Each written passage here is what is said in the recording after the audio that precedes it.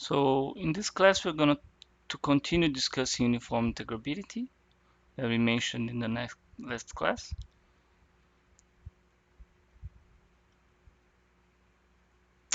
Sorry. But we are going to give emphasis on its relation with convergence. So we have already mentioned some relations between uniform integrability and convergence, but more in the direction of counterexamples. So we saw a counterexample in the last class, which is a sequence of functions Zn from 0, 1 to r plus, where an x is taken to n times the indicator function that x is between 0 and 1 over n. So these functions, they are not uniformly integrable, and they converge almost surely, but they do not converge in L1. After this class, this is going to be much more understandable why these things are happening. But for now, we'll keep this counterexample in mind. We also saw another example using martingales, and it's not a coincidence. Martingales are going to be an important example for us. But again, there is an interesting observation we did that although Zn have all expectations equal to 1, meaning they are bounded in L1, it's not true that they are uniformly integrable. So it's not true that bounded in L1 implies uniform integrability. What we're going to see first is that the opposite is true. So if a family of functions x alpha is uniformly integrable, then it is bounded in L1. So the proof is quite simple. So we know by the definition of uniform integrability that if we take epsilon equals 1, there exists an M0 such that the supremum of the expectation of x alpha indicator that x alpha is bigger or equal than M0 is smaller or equal than 1. Okay, we're just using the definition of uniform integrability. And we would like to bound instead uniformly, right? Uniformly over alpha and gamma, the expectation of x alpha only, without this indicator function. And it's not true that this expectation, the way it's written like this, is bounded from above by the expectation that we know, right? This is not true. It's actually the opposite which is true. But I'm going to write it anyway. Because this is true as soon as we sum m here. Why? Because in fact, let us remove this. What is exactly an equality is if we sum this, right? Because now we are splitting the space into two disjoint events. And this is smaller or equal than m.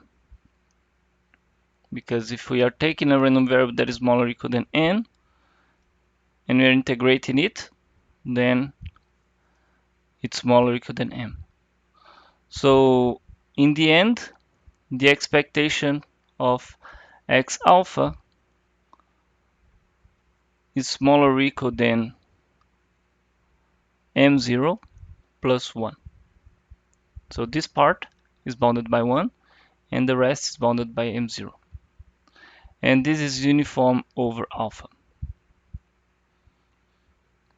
So in the end we got a uniform bound for the family X in L1.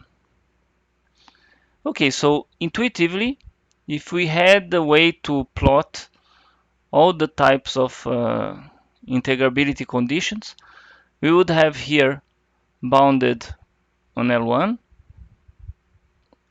Then here there would be uniform integrability, which implies bounded on L1, but it's not equivalent, as we saw. And somewhere here we would have bounded on LP for P larger than 1. We saw that this implies uniform integrability. And we also can leave as an exercise that uniform integrability does not imply boundedness on LP for P greater than 1. I actually gave a hint on how to show this side of the implication in the last class. So we're going to talk about the relationship between uniform integrability and convergence. And right before we state our main theorem, let us give a flavor of what I'm talking about. So let's recall the dominated convergence theorem.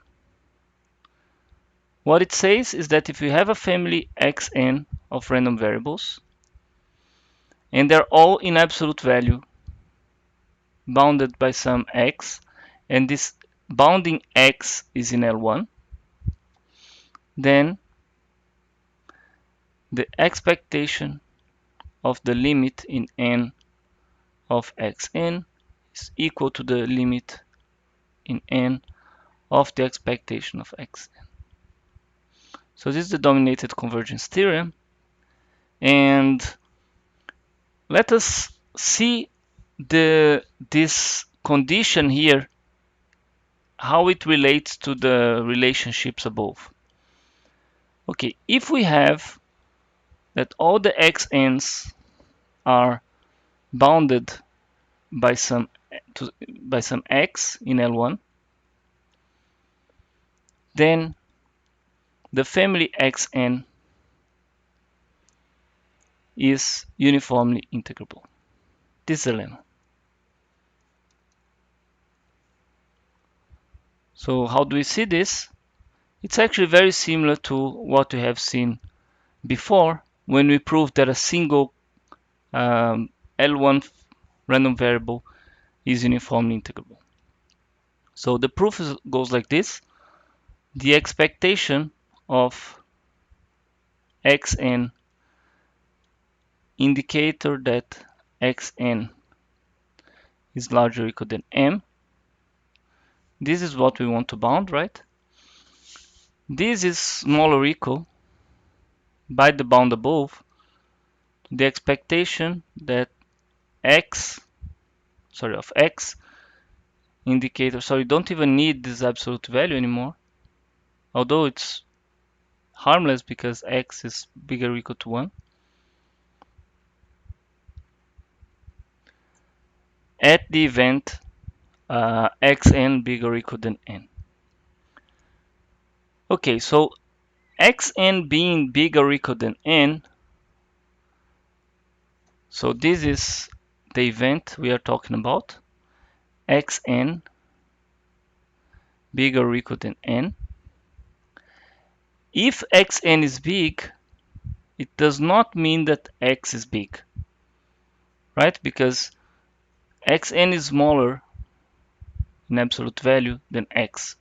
So, if xn is bigger or equal than n, x is also bigger than or equal than n.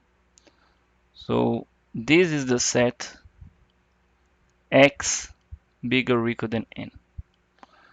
Okay, if we are here, it could be that x is bigger or equal than n, but not xn.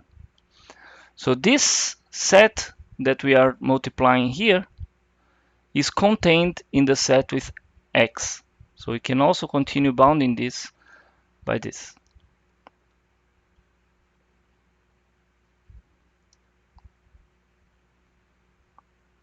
And now we know that this, sorry, I replaced by n here, should be m. All over here should be m. So if this is true for every n, we can also take the supremum over n here, and this is going to 0 by the dominated convergence theorem. So indeed, we got a proof that xn is uniformly integrable. Now, let us go back to our rules. Here we have bounded in L1. Here we have bounded in LP bigger than 1. Here we have uniform integrability. And if we have, let's call this condition dominated. If we have domination like this, then we are definitely bounded in L1. So here's domination. And if we have domination, we have uniform integrability, so it's actually stronger. But it's not comparable to this hypothesis. So it's actually living somewhere here. Domination. So it could be that you are dominated and you are not bounded in LP. I will leave you to find an example. And it could be that you are bounded in LP but you are not dominated. So try to find both examples. But this is more or less what we have up to now. So what we're going to state in the next theorem, it can be thought as a super version of our dominated convergence theorem. So this, you see, is not if and only if statement. It's not true that you need domination to get this limit here. And what we're going to state now is much closer to an equivalence. So theorem,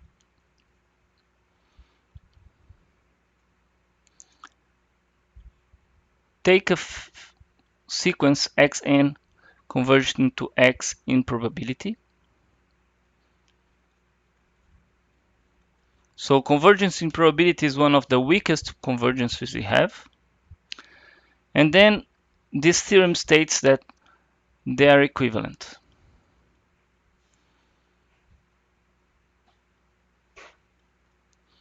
So 1, the family xn is uniformly integrable. 2, xn converges to x not only in probability but in L1. So you see that this is already some of the most important parts of this theorem.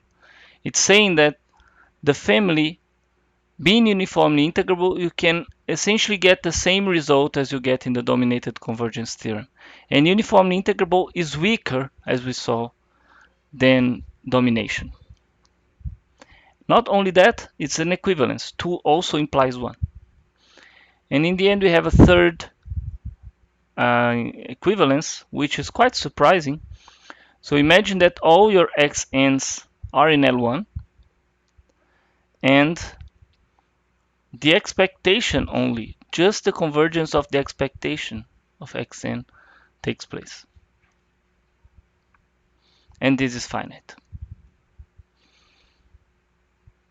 So the third part of the equivalence is quite surprising, because somehow you're saying that you don't need, so this statement here is much less rich. It's only looking at the convergence of the expectations.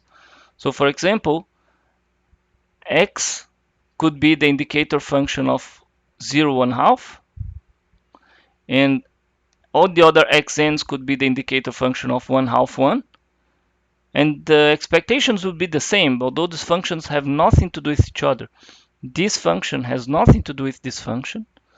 They have the same expectations, so the expectations converge. Of course, they don't converge in probability as we require for this theorem. But it's very surprising that the convergence of the expectations of the absolute values is also equivalent to these two other results. So let's go to the proof of this super-dominated convergence theorem, and we're going to proceed with the proof in steps. So first we prove 1 implies 2, which is, by the way, the most used part of this theorem. So to prove this, we're going to start with a function that is going to be an approximation of the identity. So the identity function looks like this, right? But this function is going to saturate at some level m. And it's also going to saturate after minus m. Oops. Yeah. So we're going to define, given m, we're going to define phi m of x as a function that goes from R to R and takes some x. So phi m of x is going to have three cases. So it's going to be m if x is larger or equal than m. So it's going to saturate. It's going to be minus m if x is smaller or equal than minus m. So it also saturates here. And it's going to be just identity otherwise, if x is between minus m and m. Okay, this is a function whose role is just to approximate the identity while at the same time being a bounded function. So now what we want to estimate, the hypothesis we have is related to the is uniform integrability, right? We are proving that 1 implies 2 and 1 is uniform integrability. And uniform integrability is related to this function here, right? This is the function that we have inside the integral when we're talking about uniform integrability. Let us take a look at the graph of this function. So this function also goes from R to R.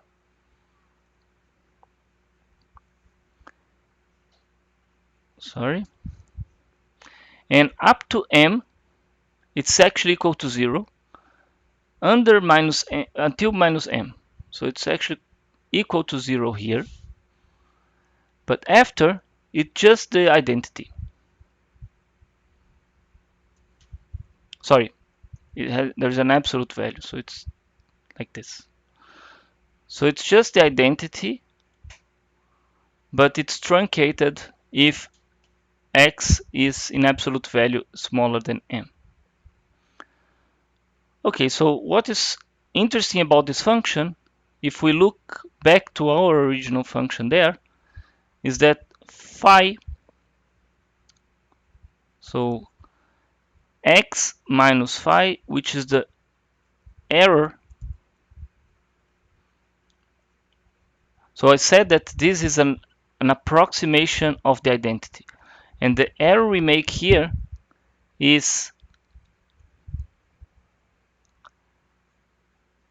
this.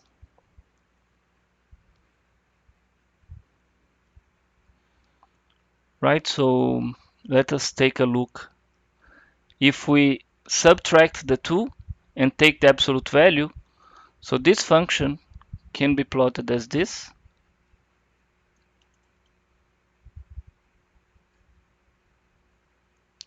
Minus m. And this function here is exactly the same. Is x absolute value minus m is a function that's going down here, and we take the positive part.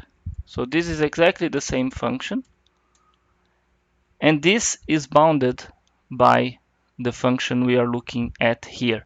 So this function has some high points here, and the other function, this one, is underneath. It's below.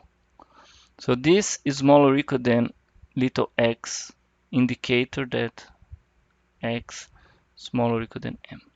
Sorry, larger or equal.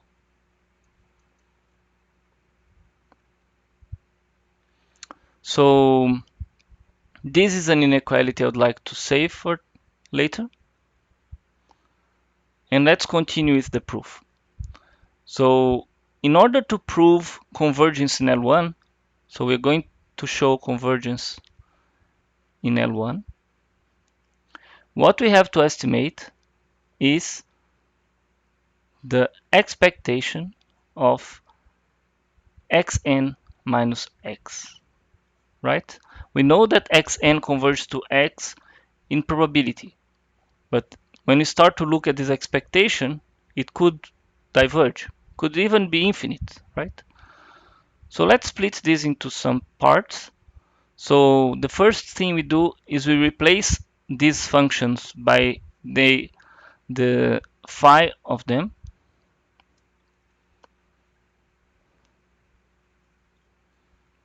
So I told that phi is a good approximation for the identity, so this may be a good approximation, but we have to sum the error terms, right? We have phi m of xn minus xn, and we also have phi m of x minus x.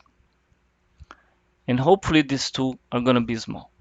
So one beautiful thing is that this approximation of the identity is bounded by the function that appears in the uniform integrability. So we can continue this as follows. Sorry, phi m of xn minus phi m of x. And here we can put the expectation of xn, indicator that xn is larger or equal than m.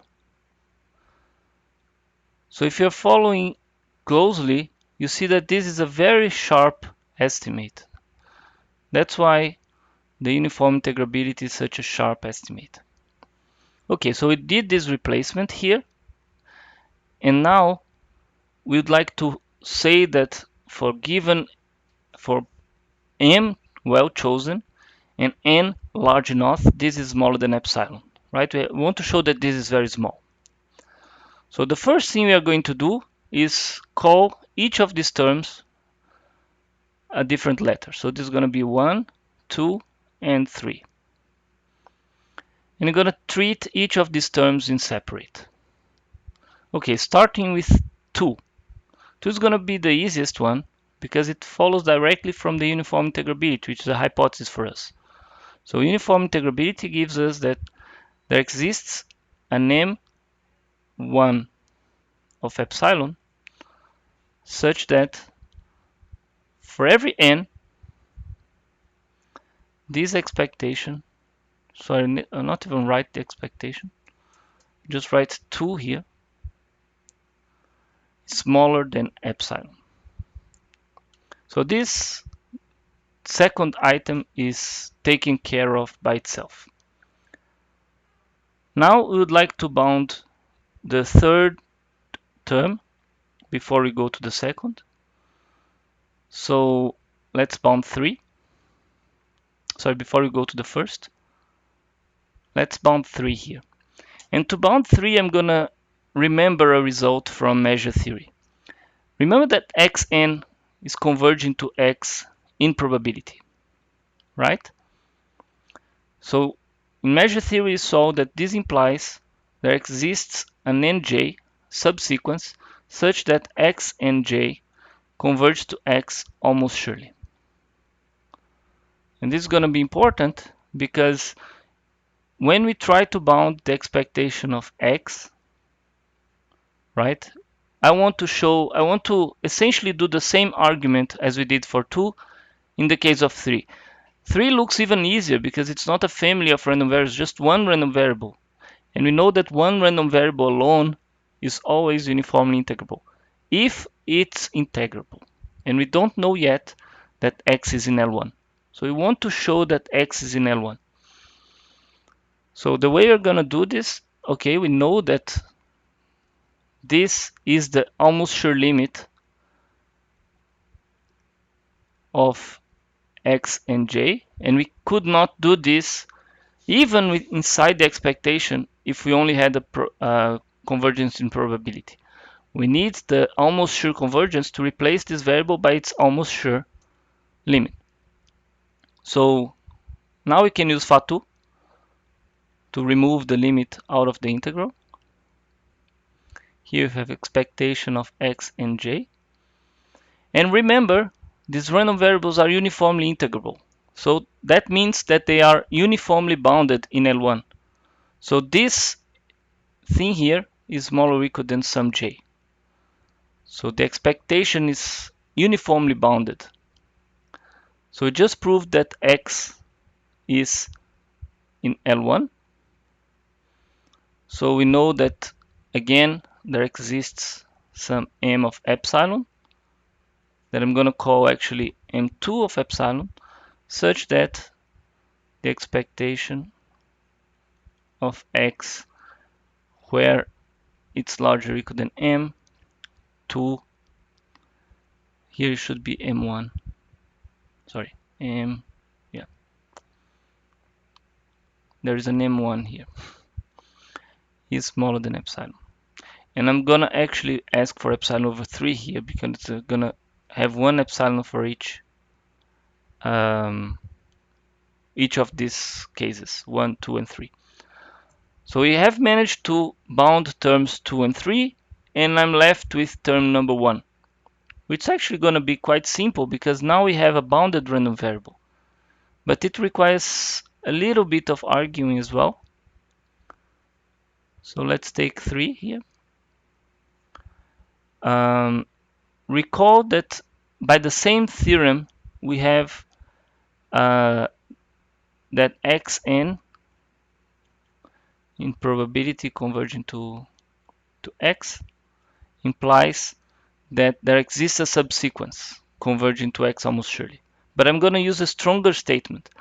Implies that for every nj, there exists an njk such that x and jk converges almost surely to x. So this is a trick that we have used before in the convergence of probabilities part of the course, and it's a normal trick.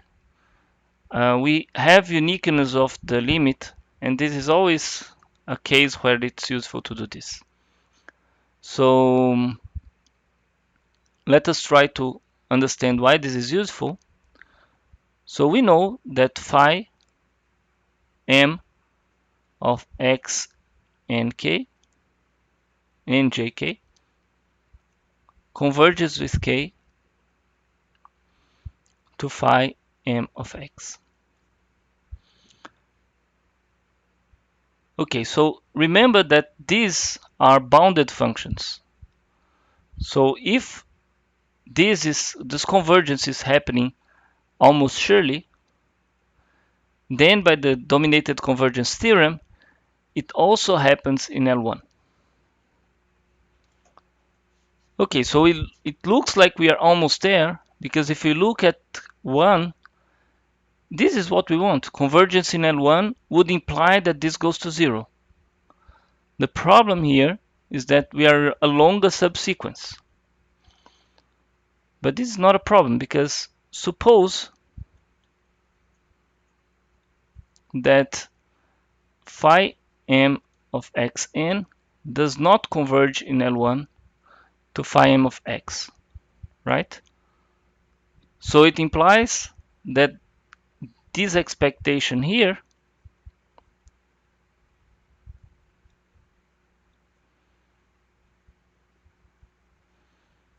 is bigger than epsilon 0 along a subsequence. So we could extract a subsequence njk that is for which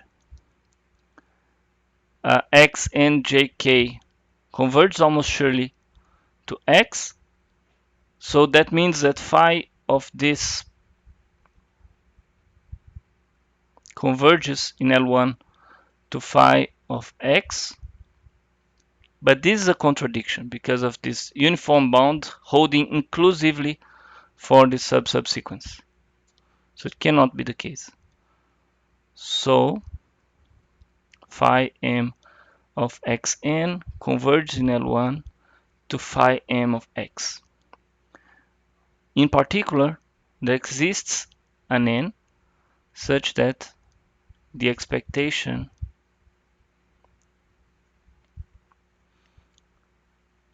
is smaller than epsilon over 3. And what's the m that we used here? It's an m tilde that is just m1 of epsilon maximum m2 of epsilon. So we first choose m1 here, then we choose m2, then we take the maximum of the two to be our m tilde, and we take n to infinity to make sure that this is smaller than epsilon over 3. So actually this should be for all n larger than some n0. So this finishes the proof of 1 implies 2.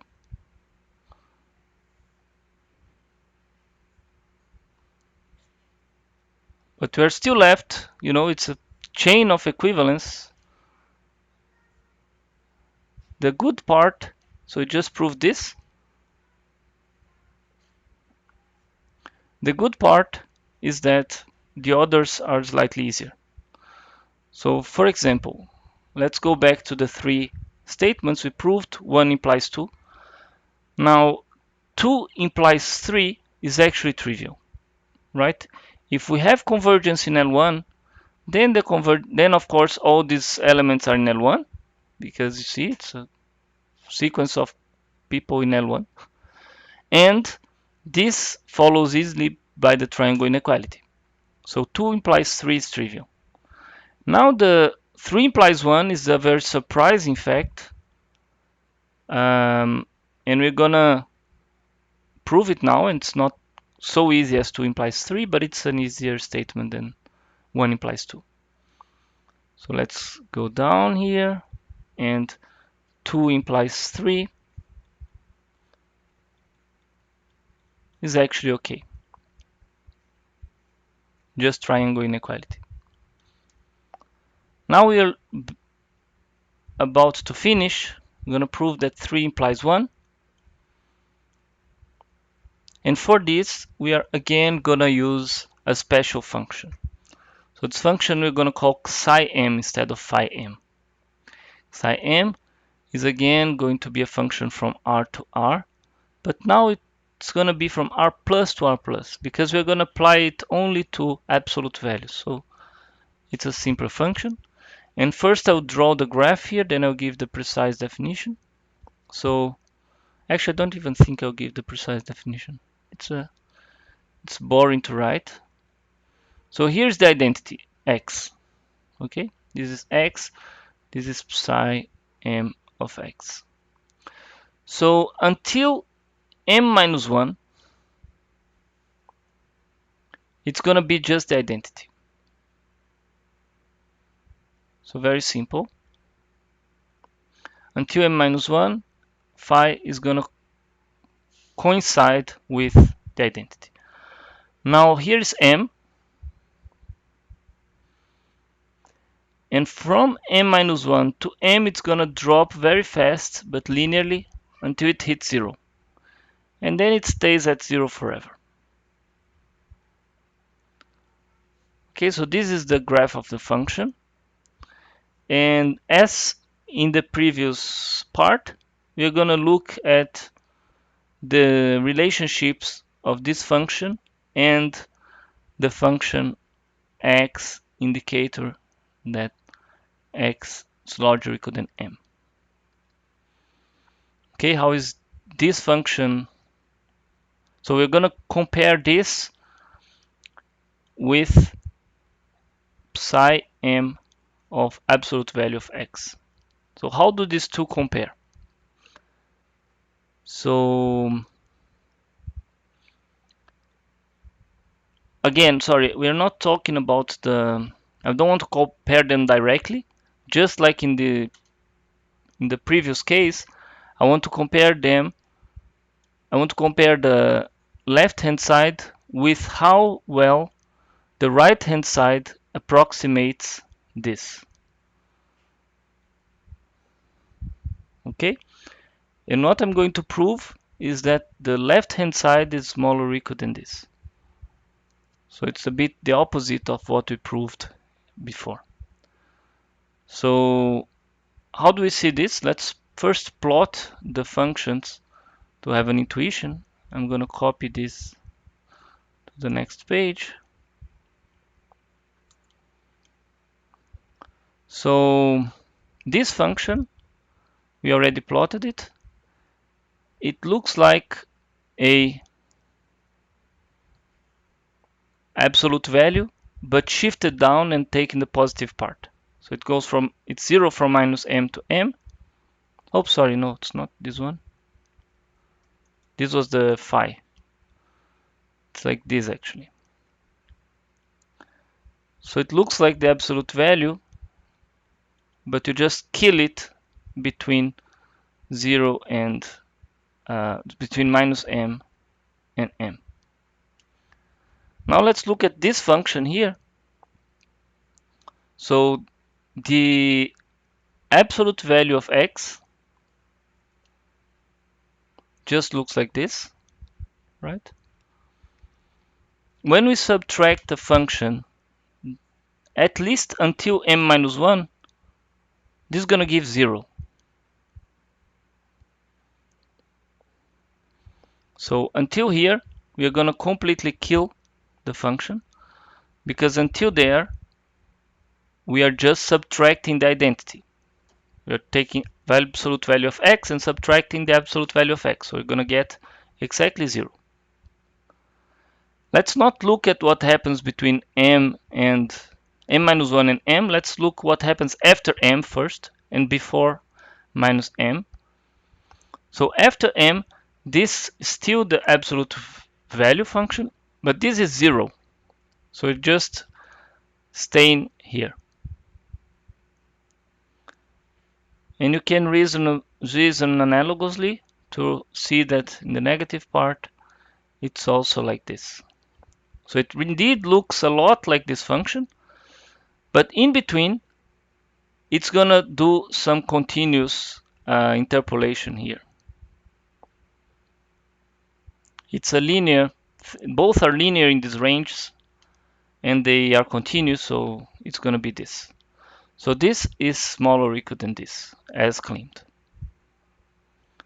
Okay, just because we're gonna use this function here to approximate the identity, and we want the error to be something that looks like what we can control with uniform integrability. But we want the opposite direction because we're going to use this to show that something is uniformly integrable.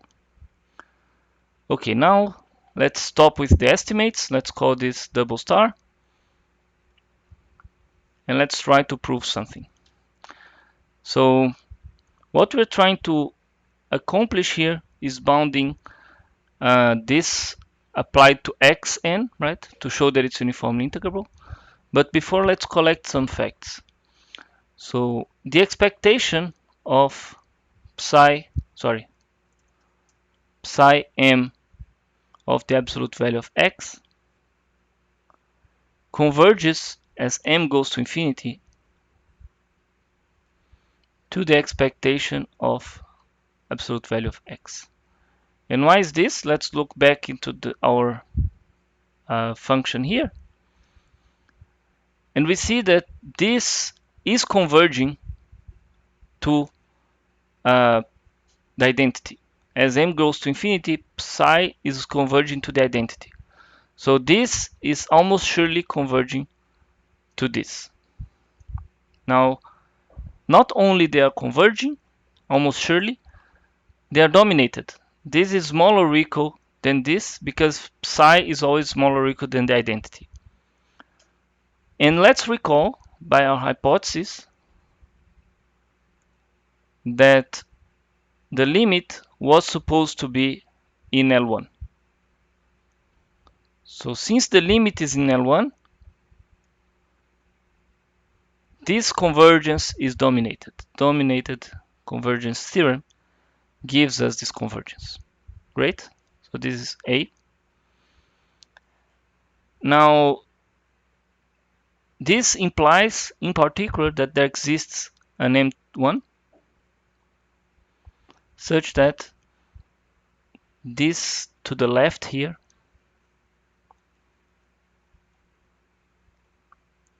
is close to what is to the right.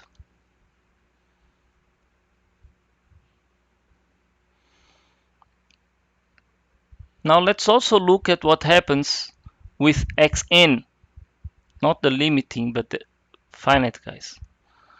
So the expectation of psi m of xn is converging now as n goes to infinity to the expectation of psi m of x.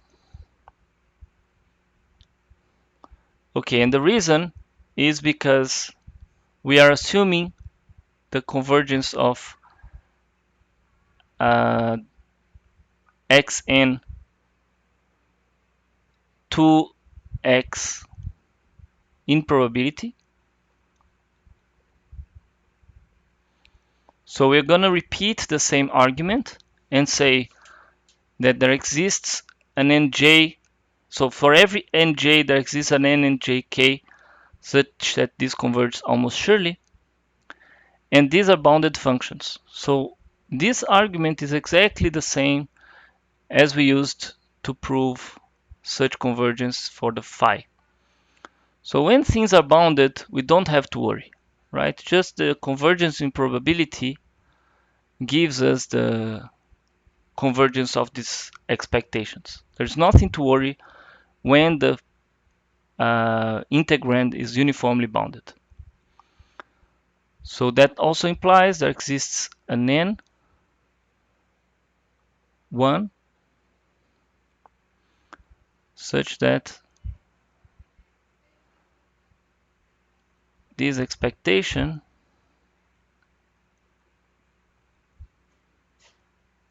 is close to this expectation.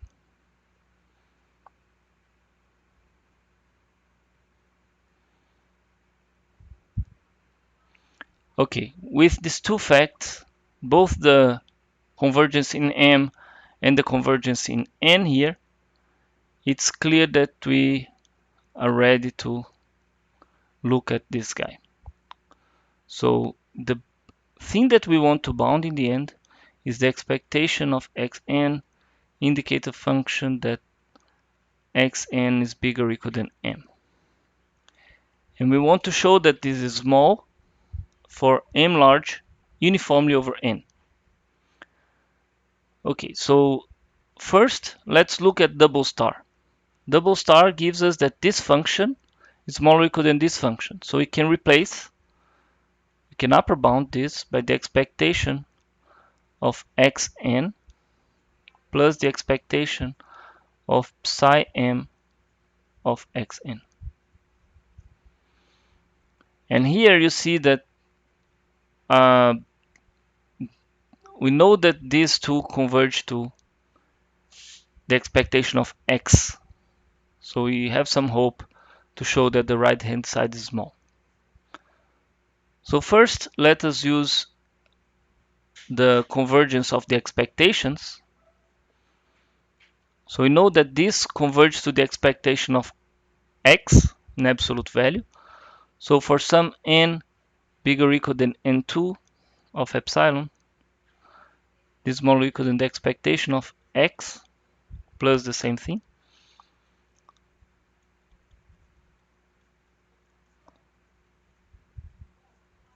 Plus epsilon over 2. So Here we are just using the convergence of this to this as a sequence of real numbers. So now we're gonna use the statement above here, this statement, the B. So if we take n even larger, so larger than n2 but also n1, then we can bound this by, so this is bounded by this plus another epsilon over 2.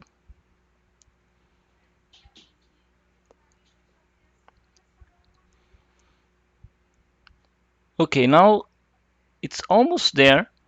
We wanted to say that this 2, sorry, I swapped the plus by a minus somewhere. So in the star thing here we have a minus, and this, and this should be minuses. Sorry. And we know that this converges to this, but we have to be careful just with the order in which we choose the constants. So here we first choose m1, and all the rest we do with m1, m1, m1. So we do all the estimates with m1 here. Everything's true because we're just choosing n large. And now we know that this, by the way, it should be always over 3. 3 and 3. So here's 2 epsilon over 3. And this is, because m1 was chosen before, is smaller than epsilon over 3 as well.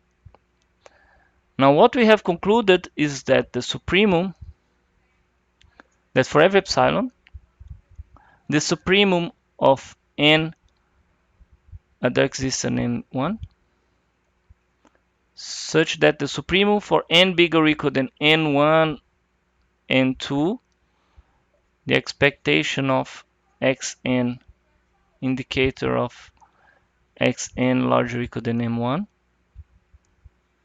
is smaller or equal than epsilon. What we do with the small values of n, because this only proves that the supremum for large n's is enough.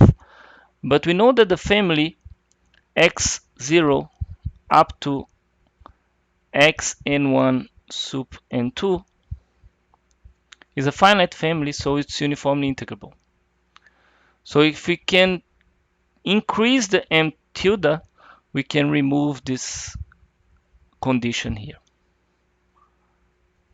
And we get the result. So in fact, xn is uniformly integrable. So this finished the proof of part 3. And we are done with our result. So just like to go back to the statement and appreciate a bit what we have just done. So we proved a stronger version of the dominated convergence theorem, and it's actually as strong as it can get because it's a if and only if statement. So whenever you are dealing with convergence of expectations and you don't know how to prove such convergence, first thing you try, of course, is the dominated convergence theorem. But if it doesn't work, you can try to prove the uniform integrability of the xn's. Now to finish, I would like to give some examples in the opposite direction. Like what could happen that could make these theorems useful. So for example, let's imagine that we have a family Zn. It's going to be different from the previous one, so let's call it Wn in the interval 0, 1. And let's take 1 over j here, and the function is the indicator of 1 over j. Then it's the indicator from 1 over j to 2 over j. It keeps walking like this for j steps, and then it starts again, but with 1 over j plus 1. So now the next time it's going to have not 6 but 7 steps.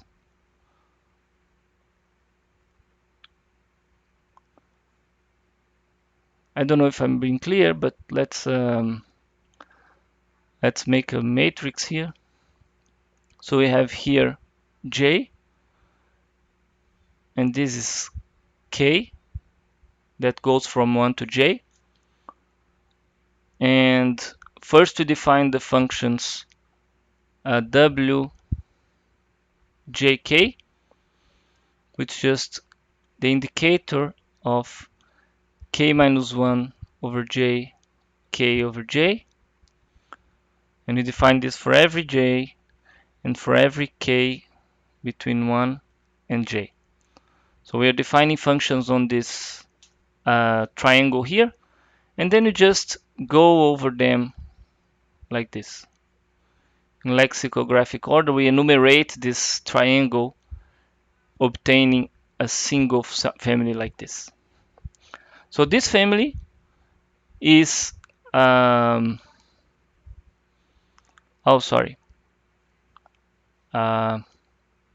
they don't increase in height. They're just indicators. So this drawing is bad. They're always the same height. Oops, no, sorry. Not always the same height. But what did I want to do? Square root of J here. Okay. So now these functions, they have a growing height here, but here it was square root of 6, and now it goes to square root of 7. Sorry for the confusion. So here the functions are look like this, and xn is just an enumeration of wjk. So what happens with these functions is that for every x in 0, 1, the supremum over n of wn of x is infinity. So it means that it's impossible to dominate this sequence of random variables. It's not possible to dominate them. So you cannot use the dominated convergence theorem. But on the other hand, let's try to calculate the expectation of Wn, indicator that Wn is larger or equal than m. Okay, so this has two cases. We have to analyze them in separate. Either n is smaller than the square root of m. Sorry, the square root of n is smaller or equal than m. Then it's just 0, because there is no point where you're larger than m, because the maximum that this takes is square root of n. Or square root of n is larger than m. Sorry, here should be strictly smaller and here larger or equal. Now if square root of n is larger or equal than m, then this is just gonna be the size of the base, which is 1 over n, times the height, which is square root of n. So this still goes to 0 with n. Right? This is the height in the function here, but the size of the basis is not n, it's not square root of n, it's n. So this still goes to 0. So although this family is not dominated, it's uniformly integrable. So this sounds like a weird example, but in reality this happens a lot.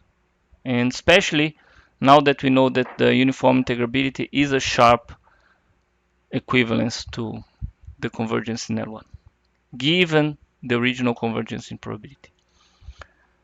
Okay, so we finish here, and in the next class we're going to continue with some theorems about convergence of random variables, but we're going to focus, we're not going to take any random variable like this, we're going to focus back on our martingale example. So this theorem has direct consequences to the convergence of martingales. So see you next class.